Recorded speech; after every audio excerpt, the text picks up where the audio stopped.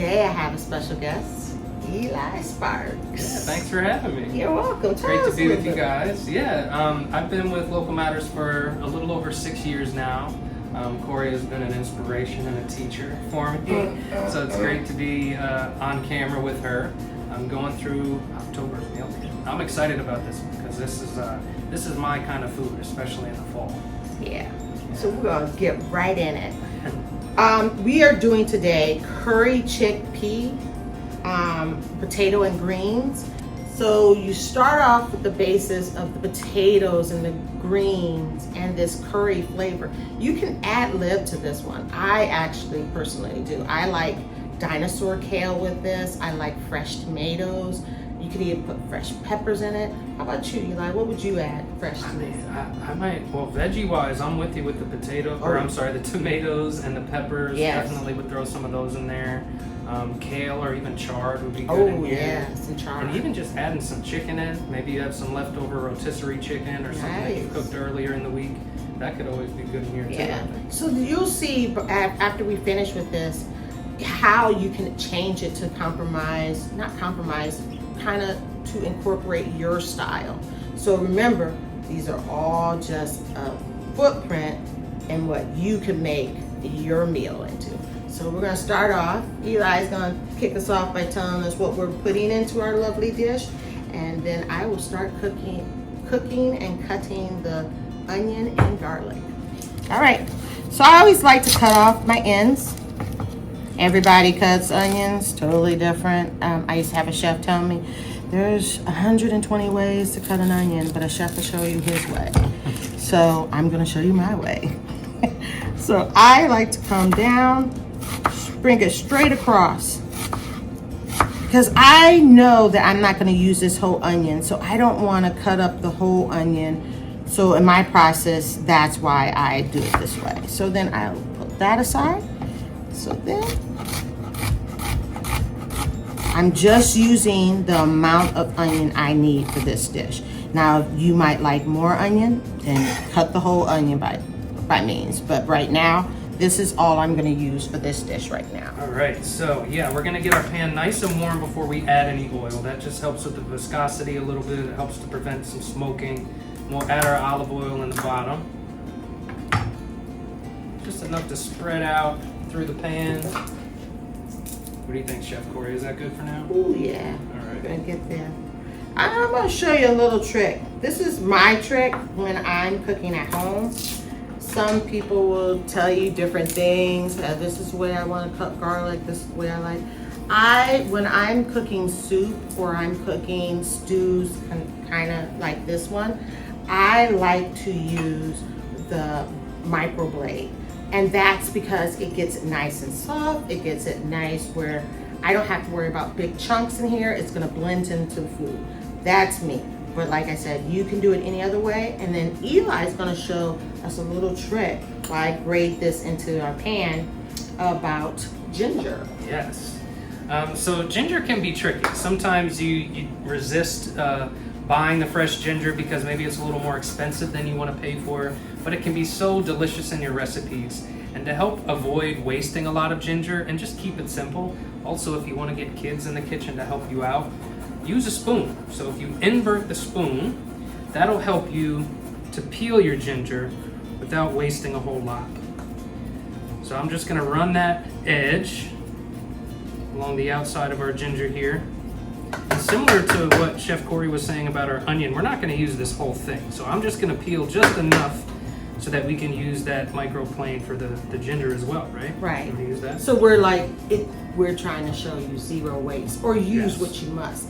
Because that's the biggest mistake I think people make in kitchens when they're following a recipe. They're like, but it says, but it's really tailor it to your liking. And I really try to show you, get that inspiration here that, oh, I'm going to tailor this. I don't really like onion, so what can I do? Like if you don't like onion a lot, you could use a sweet onion. If you kind of want a subtle onion, do green onion, and then cut the bottoms and then have that green for color. So you can do it either way. This is just the way Eli and I are going to do that today. And then you want to grate that or you want to chop that up, Eli? Which one are you doing? I'll chop it up, yeah. Okay. I'm going to start here. cooking some of this garlic.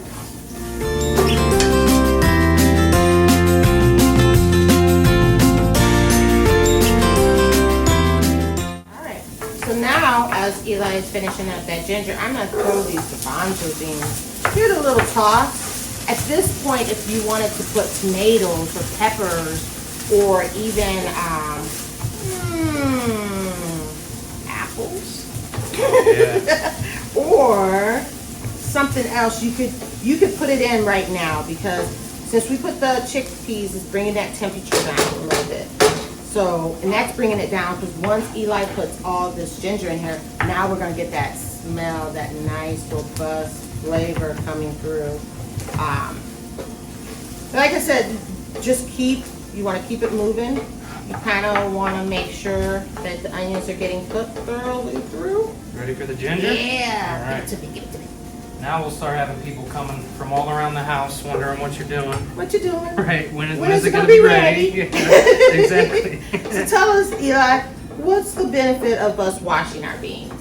Oh yeah, so for a recipe like this, you don't want all of those extra juices anyway, but the added benefit is that when you drain and rinse your beans, you can reduce the sodium by up to 50%. So you have more control over how much salt you want in there. Yes. Of course, we're not anti-salt at all. Ooh, we love to have a little bit of salt to bring those flavors out. Yes. But if you can have more control over that and not rely on what's in your packaged foods like garbanzo beans, it's better on your end. You get to control what your preferences are, and it's always better to reduce that sodium and only use what you need for flavor to avoid things like high blood pressure over time. Yes. Yeah. Awesome. And then, so while we're doing this, so this is my trick. I'm like giving you guys all the tricks today. So while this is like frying like that, I'm gonna glaze this with the soy sauce. That's gonna create that flavor. Instead of saving it to the end, it's actually going to give that flavor to the garbanzo beans, which I'm using low sodium in my soy sauce. So you give that, it's starting to bubble a little bit, caramelize a little bit. At that point, we did them ahead of time. We roasted off some potatoes, but you, like to start it off, you would want to put your potatoes in the oven. You can cut them small enough to do them in the pan. But you know, we're working with little time, so we want to kind of should be able to show you the roasting process. So now that I got that like caramel, see that caramel you like? It's looking great, yeah. Good. I was just talking with Ashley the other day too about how that low sodium soy sauce is like, there's like zero difference in flavor. Right, it is. It's so much less. And then you know you can get low sodium and gluten-free soy sauce. So I'm gonna add my potatoes.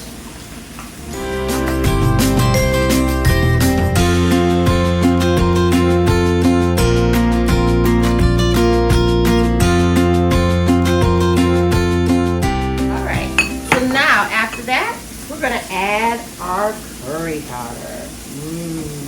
Now see me, I like a spicy curry. So at this point, you can do the dry curry. If you have curry paste, that can also be substituted in here.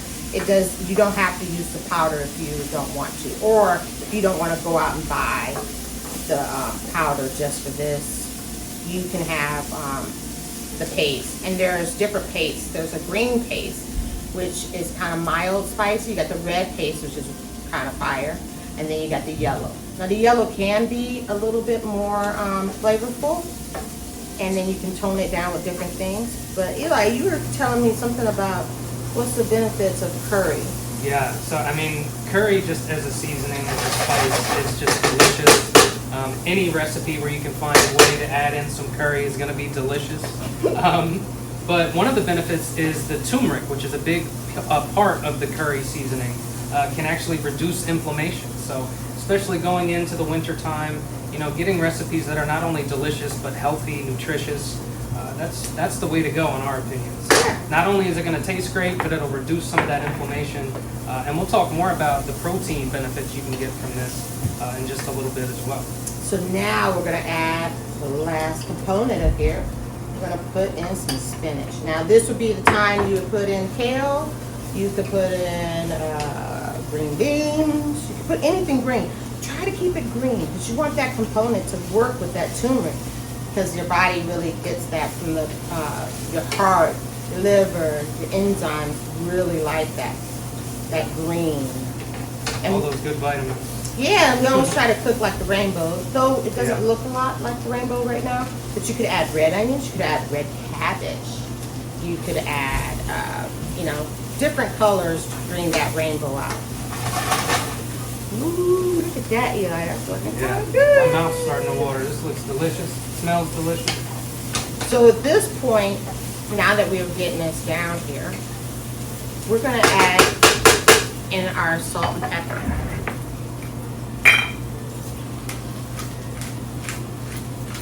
Tell me something else, Eli. What you getting excited about? I hear you got a ball coming up. Oh yeah. Well, we celebrated our harvest ball, Yes. right? But I'm just looking forward to getting back into the classroom.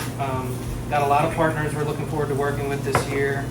So it'll be good to get back there and get into our 24-week curriculum, all the classes in between. So yeah, I'm looking forward to it. October is my birthday month too. So I'm celebrating that this month. But yeah. Yeah, October. October, what's your favorite part about October other than that's your birthday? I mean the weather. It's got to be the weather. Gotta be I weather? know it's cliche, but the cooler weather, the beautiful leaves, having a nice little fire at the fire pit, Ooh. all the above, wearing hoodies. Yes, all the above. Yeah. Everybody here at the office knows that. Yeah. This This is Everybody here at the office knows that this is my time. this is Corey's time of year. Yes, Right? I love Halloween. I love the weather. I love everything about when it starts to get cooler. Yeah. I'm not a big, hot, sweaty person that loves all that. So, ooh. So Corey, while you're doing that, I just want to remind folks that for their potatoes, if you do want to roast them ahead of time, you need that 425 oven for like 20-30 minutes. We give you 40 minutes in our recipe, but feel them out, see where they need to be. And then our rice we also cooked ahead of time, and the rice cooker is the way to go. But either way, that'll take a little longer because we're using brown rice. And the benefit of the chickpeas or garbanzo beans with that brown rice is you're getting all 9 amino acids. Sometimes folks think when they're not eating meat they get less protein, but when you combine those beans and grains, you're getting all that you need. So again, delicious and nutritious, which is always our MO, We right? should get a t-shirt that says Uncle Matters, delicious and nutritious. Exactly.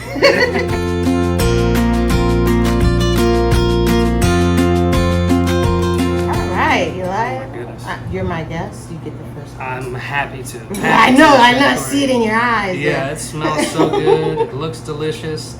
Get a nice bite with some of that good brown rice in there too. I need a potato. Come on, potato. Get down there. There we go.